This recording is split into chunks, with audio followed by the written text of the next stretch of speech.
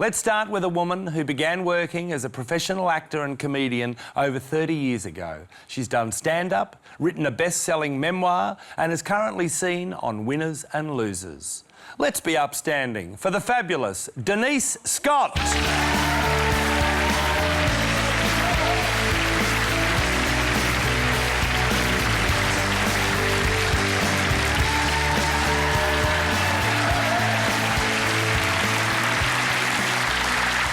Scotty, we've known each other for years. We have. We've worked together for years, but nothing prepared me for the richness of these photos. Really? The early days. I'm excited to see them myself then. Come on, well, this one is not you. No, this isn't me. Well, my dad is in the middle there. That's Russ Scott. And they're his 4 brothers. He was the eldest of 9. But the interesting thing is it was his clown suit. Like, it wasn't that he hired it for the fancy dress And the weird thing about that, he wasn't a clown, Brian. He couldn't juggle or obviously he couldn't apply clown makeup. I remember at the RSL picnic, he would offer his services. And my mother and sisters and I would be watching him getting pummeled to death by children. You know, they'd all be ripping his clothes off because he wasn't a trained clown. He didn't know what to do. They'd all just jump on top of him and start ripping his clothes, and Mum would just sit there like, oh, Russell, God. That was her response. Who else is in the shot? Uncle Frank, here dressed as the hippie. Uncle Frank was a milkman who, on the side, sold Avon products. Which is why when he'd take my mother out to the theatre or something, my dad wasn't at all threatened. You know what I'm saying? Of course. Anyway, that's Uncle Doug. His big party trick was to put our Persian cat, Fluffy, under his arm backwards and then get her tail and play her like a set of bagpipes. And once again, I knew this wasn't entirely normal behaviour, but it happened at every The worst part was when my father... It was my 16th birthday party. Right. And the Borough Boys... Greensboro. The Borough Boys still get my heart fluttering. Yeah, from Greensboro. Roughest guys in the hood. Chose my 16th birthday party to gate crash. Yes. Yeah. Oh, I was beside myself. And Dad appeared in his clown suit. The thing was that, sadly, my father just stole Uncle Doug's trick with the cat and then walked around.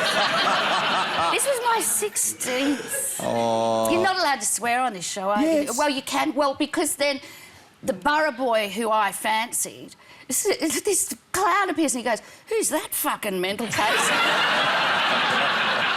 And you said... And I said, well, that's my father. And that was the end of that. The Borough boys left. But, and also, Uncle Len is still with us, and he's a joke teller. I'm just running. I haven't had enough sleep. Keep going. Because now... Well, now I'll forget what... Anyway, I'm up to Uncle Len. Yes, so you keep I'll tell you.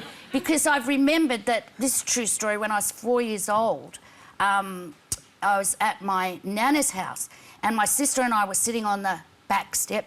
Yep. And my nana, their mum, said, what do you want on your sandwich, Denise? Peanut butter or Vegemite?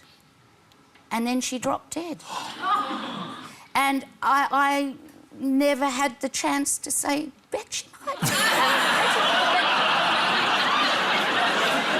This is absolutely a true story. She was 58.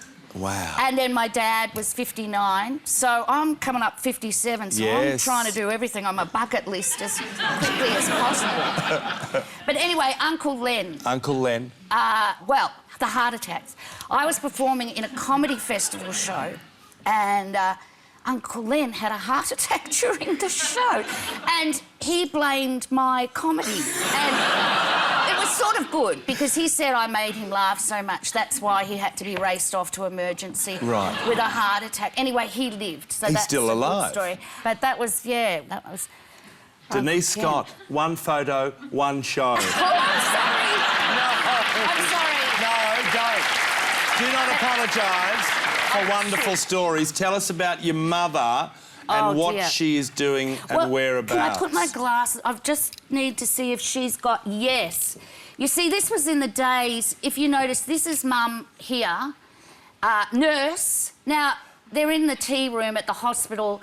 They're all smoking and, like, you could smoke on the ward, really. Why not? Why wouldn't you? And all the nurses smoked, and, in fact, Mum was a nurse's aide, and that's not our house, because we were across the road. Well, that's handy for your mum. Oh, it was very handy, because Mum used to do night shift on her own. Right. A geriatric hospital. Yeah. And so my dad delivered small goods for a living. He worked, you know, Straz and stuff. Yeah. So if one of the patients needed a doctor in the middle of the night or something, Mum would just call out to Dad. She wouldn't even have to phone. And he'd put on his butcher's sort of coat, you know. It even had, like, a few blood stains and stuff. And pretend... And he would pretend to be a doctor. And... Your dad... All right, let's get you and your sister, older sister, Julie. Well, this was childcare in the 50s, really. You know, Mum probably wasn't even home. They'd probably gone out for the afternoon. And your dad's delivery van? Yes, this was his first truck, because we never had a family car. Right. He always had the company car for his small goods, and it was covered in animated sausages that wore boater hats, and they had legs and tap shoes. Of course. And not only did it not have seatbelts, of course, and it didn't have seats. And so what they did was they'd put a lounge chair in for Mum, so it was quite solid, a solid, heavy... Yeah. And then Julie and I mean, look at... We'd have, you know, the little table and chairs set you have for kids. Well, we'd have those little chairs in the back, and we'd just have to hang on. For dear life. To Mum and Dad's seat in the front. We'd just be swirling around. But we went to a circus, and Dad... So to go to the circus, he shouldn't have taken the work van, really. No. You weren't supposed... But anyway, we always drove in it. So we go to this circus. I remember nothing about the circus at all. Nothing. Forgettable. But there was a storm. And when we came back, because we'd all parked in this paddock, all the cars were bobbed. And everyone else abandoned theirs, but because Dad had to use it for work the next day, he had to get it. So he said, you girls get in the van. So we get in and we're sitting there. And he said, I'll go back and get a shovel and I'll dig us out. And I'll never forget looking across this paddock and seeing my father returning, not with a shovel, but an elephant. And it was like... It was so, like... You can magic. Magic. Now, I don't know whether you've ever been face to face with an elephant, but because the elephant wrapped its trunk around the bumper bar, and, like, I was like that to the elephant... And it sucked up the van, like, and with this van, because Dad was back in by then, there was a... And we're going up in the air in the van, and it pulled us across the paddock and set us down. And my parents were just so... like, Dad would have said something like, you know, good night, Mum. And Mum would have said, not bad, you know, and that would have been it. A trained elephant... Or trained in the art of unbogging cars. Brilliant. How remarkable. Oh, hello. Oh, look out. Well, who would have thought that I would be Miss Junior Watsonia? Was it a big field that you were up against? I was up against my sister. And Dad was thrilled that he didn't care who had won, just that one of his daughters... There was... Scott. well, I remember, actually, that I was number 22. But, you see, this was the terrible thing. I honestly thought, wow, I am so awesomely beautiful. Like, I'm destined to just have such an amazing life of fame and beauty. Beauty being the big thing. And I got ahead of myself, and next I went in another beauty. I went in for Miss Greensboro. Yeah, of course. I took myself off, but by then my eczema had broken out all over her face. Nothing. After the break, Denise reveals an early brush with fame. You pashed the AC/DC drummer. And I'm still talking about it. Of course. 43 years later.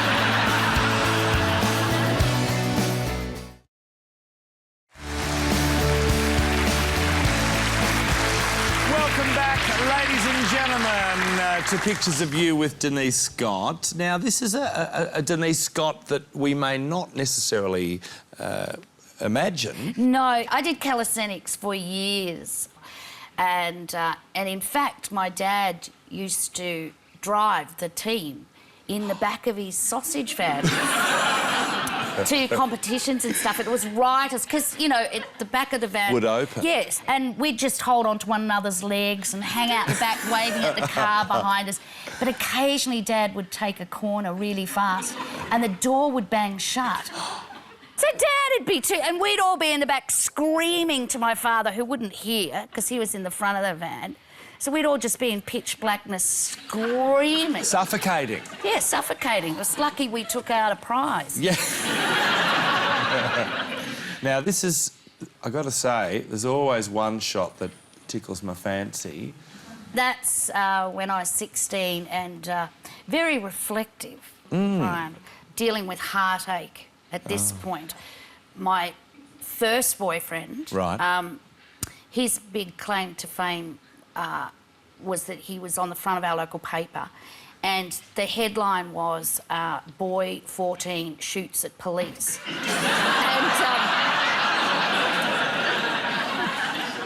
Which was a shock because... And this was true, he told me he was 15.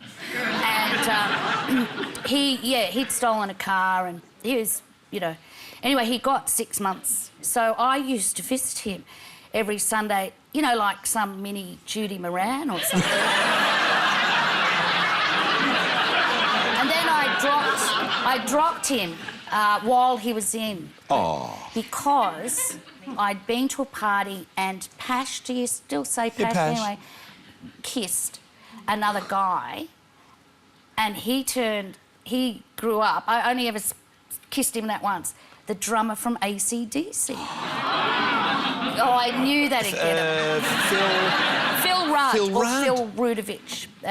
Yeah. So that was pretty exciting. You pashed the AC/DC drummer. And I'm still talking about it. Of course. 43 years later. Yeah. Oh, gee. All right. Now, we get to year 12. Do I point to myself? Yeah, point to yourself. That's me there. Yeah, I loved Catholic Girls' School. I loved all the... It was round about that time I decided I wanted to do something that involved university. And I had a lot of catching up to do because I hadn't been very academic and I was really striving to get there. And biology I loved. And we had a change of teacher. And this guy arrived with an American accent, which... Nothing wrong with that. No. And had he been a biology teacher, I think that may have helped. But he was a total charlatan. And he was off doing things with girls. Can you say... Anyway, well... At the school? That involved a bit of smoking, you know, a bit of activity. And... And what was he? Well, he was a truck driver.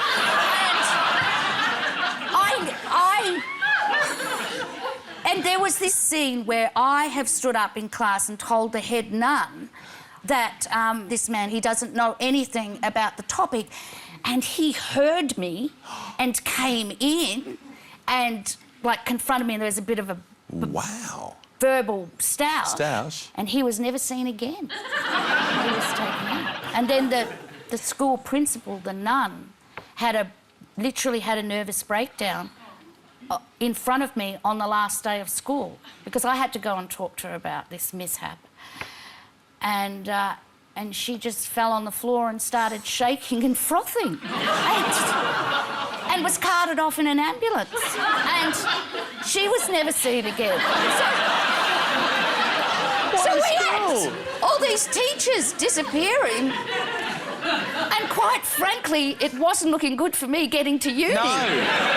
But you did. I did, yeah. And became a teacher. I did become a teacher. And we just so happened to have your first year of teaching. Can you pick me from the kids? That's me there, and because I was the drama teacher, I decided we have a gypsy day. Did you enjoy teaching? I adored teaching in Witchy Proof. It was amazing because, like, we arrived there and the whole English department were first year out. Like, we were all 22, three of us. And I remember flipping a coin for who'd teach year 12, who'd teach remedial. We had no idea, none of us. And it was a marvellous time, very free. You know, I only had 4 students in my year 12 English Lit class, and I really loved teaching English literature, but we used to smoke. In the staff room? No, in the classroom. Because 3 of the girls smoked, the students, and I did. So we'd just sit there in the classroom talking about William Blake, and it was fantastic. It was brilliant. They were the days. Yeah. And what happened? What led you to leave teaching? Well, at the end of my first year there, I thought, I really do want to perform. Yeah. So I moved back to Melbourne, and I'd learnt to drive in Witchy Proof. I think that's a crucial part to this story. I didn't realise cars came down the other side. Anyway, I was in the city, living in the city, and for some reason I went into oncoming traffic. I still don't know why. I veered over. I can hear someone laughing. That's rude. But no, I had a massive head-on, and at the point of impact, I had enough time to think, oh God, I'm going to die, and I'm going to die a teacher. That's what and I was devastated. Yeah. Like, because I thought I haven't done what I want to do in life, and that's why I quit teaching. I took all my money and gave it to the woman whose car I'd written off. Yep. I had enough to buy her a car, and that was it. Cleaned out my account, and you got out of teaching. Yeah. Well, the school's loss was our gain. Ladies and gentlemen, the fabulous Denise Scott. You asked, we listened. Right, here's the plan. Members get exclusive access to classic, rare and never-before-seen video and audio from way back when we were starting out. What did that guy at Consumer Affairs call it? A scam. It's a scam. Friends of the show get early access to our regular YouTube content, as well as Have You Been Paying Attention content that's never been seen on TV or social media. Good on you, Tom. Love The Late Show? Where every week is Piss Week. We've got classic clips from the TV show for members of our Champagne Comedy tier. Make sure you tell all your friends back in the big smoke. Are you a die-hard D-Generation fan? Relive some of the earliest radio moments with exclusive access to the Radio Vault. And remember, don't leave your radio on when you're not home. Or if you simply want an easy one-stop shop to watch our TV shows, This is going straight to the pool room. Pool Room members can enjoy full episodes of Utopia, All Aussie Adventures, Frontline, Funky Squad and heaps more. Why not join today and become part of the community that asks for nothing more than Champagne sketch comedy.